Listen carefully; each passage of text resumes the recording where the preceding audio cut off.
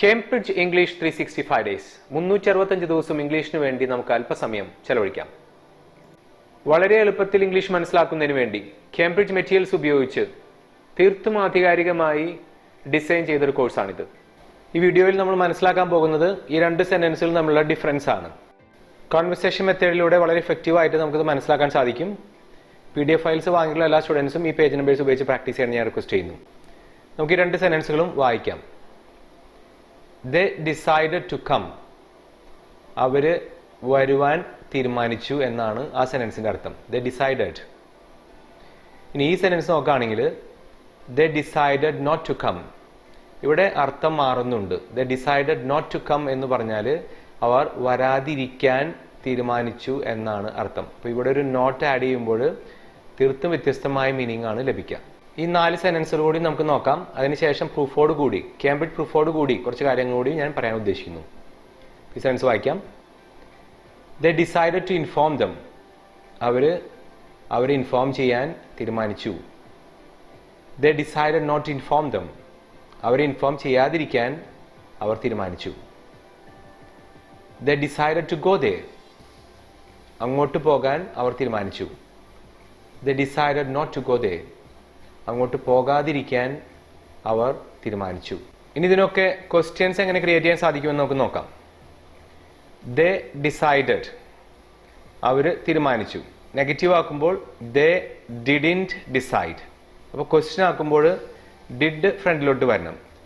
Did they decide? Did they decided അല്ല, did they decide? അവർ തീരുമാനിച്ചോ അങ്ങോട്ട് പോകാതിരിക്കാൻ? Did they decide not to go there? ഇങ്ങനെയാണ് ചോദിക്കേണ്ടത്. അവരെ ഇൻഫോം ചെയ്യാതിരിക്കാൻ അവർ തീരുമാനിച്ചോ? Did they decide not to inform them? ഇനി തിയറി മനസ്സിലാക്കി കഴിഞ്ഞാൽ ഇത്തരം സെന്റൻസുകൾ റിയൽ ലൈഫിൽ നമുക്ക് ഉപയോഗിക്കാൻ പറ്റണം.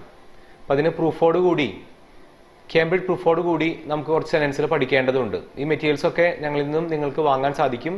PDF ഫയൽസോ അല്ലെങ്കിൽ ബുക്സോ വാങ്ങാൻ ആഗ്രഹിക്കുന്നവർ ഞങ്ങളുടെ നമ്പറിൽ വിളിക്കുക. I work in a travel agency now. ഒരു ട്രാവൽ ഏജൻസിയിലാണ് ഞാൻ ഇപ്പോൾ വർക്ക് ചെയ്യുന്നത്. Before that I worked in a department store. ഒരു ഡിപ്പാർട്ട്മെന്റ് സ്റ്റോറിലാണ് ഇതിനു മുമ്പ് ഞാൻ വർക്ക് ചെയ്തിരുന്നത്.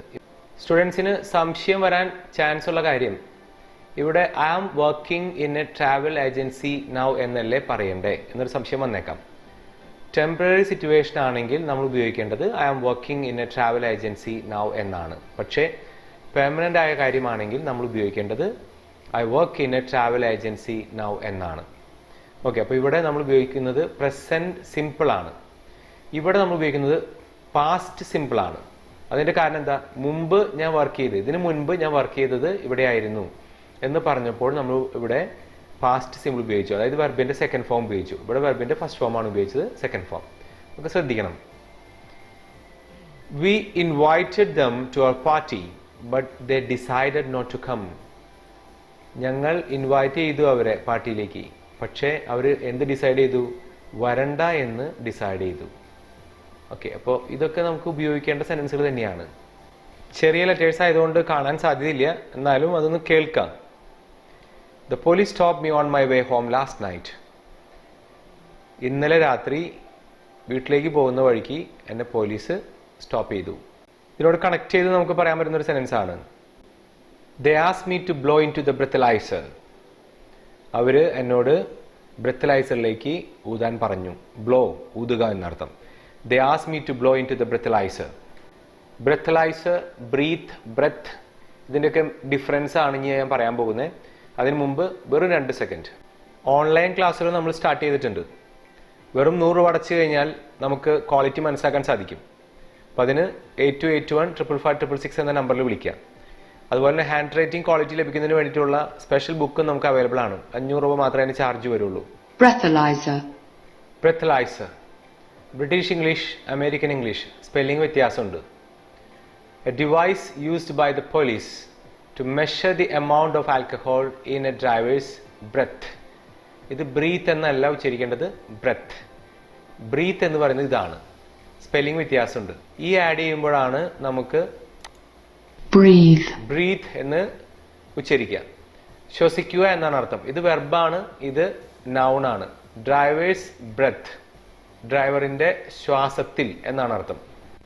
ബ്രെത്ത് ശ്വാസം, ബ്രീത്ത് ശ്വസിക്കുക, വ്യത്യാസമുണ്ട്.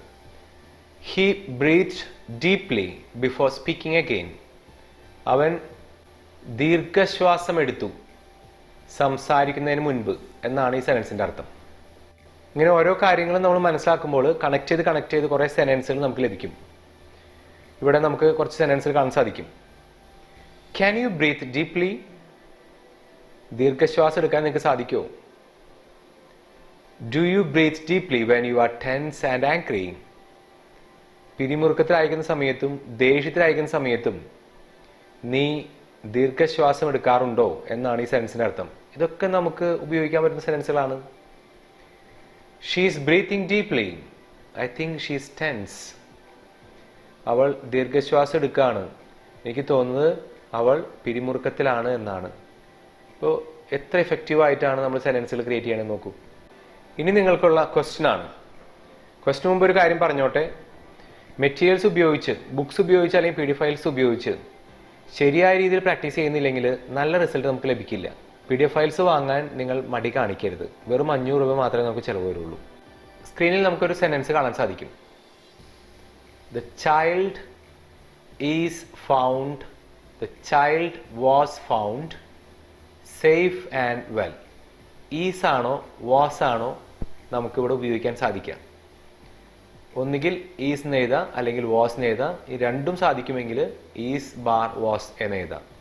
മെസ്സേജ് അയക്കാൻ മടി കാണിക്കരുത്. വീഡിയോ ലൈക്ക് ചെയ്യണ കാര്യം മറക്കരുത് കേട്ടോ. നിങ്ങൾ എനിക്ക് നൽകേണ്ട സപ്പോർട്ടാണത്. അതുപോലെ തന്നെ പുതിയ ചാനൽ നിങ്ങൾ സബ്സ്ക്രൈബ് ചെയ്യണം. അതിൻ്റെ പ്ലേലിസ്റ്റാണ് സ്ക്രീനിൽ ഇപ്പോൾ നിങ്ങൾക്ക് കാണാൻ സാധിക്കുന്നത്. Thanks for watching.